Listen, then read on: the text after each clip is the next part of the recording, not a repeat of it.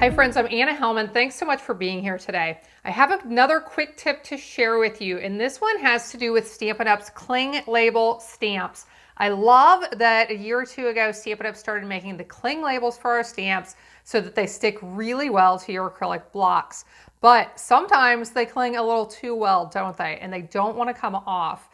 After one of my recent events, I pulled the stamp off of the block and found that someone or a couple of people had tried to remove it from the block and pulled a little too hard, and both ends of the cling label had pulled up from the stamp. Now, after this has happened, it's not sticky back here. There's not really anything I can do to reattach that without a quick little tip. So if you've had this happen to you, or if you really like to use our cling label stamps and you want to know what happens if one of them ever does rip, watch along and I'll share what to do.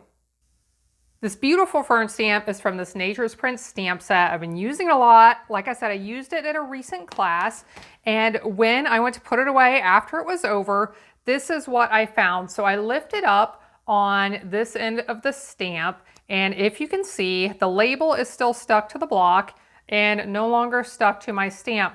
Now, this end, it happened a little bit, and this other end, it had happened even worse.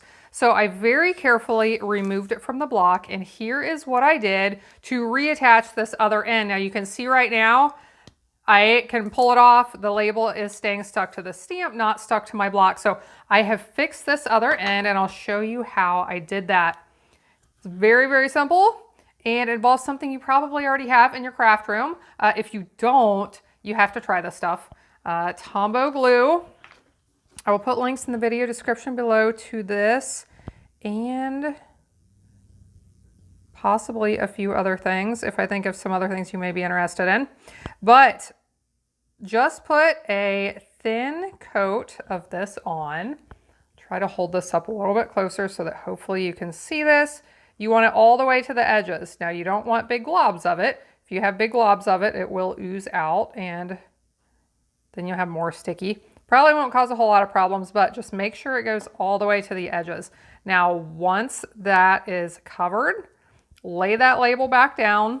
What I did, I laid this on my glass surface here. You want something that this isn't going to cause problems with if that glue does ooze out. So something plastic, glossy, glass, something like that.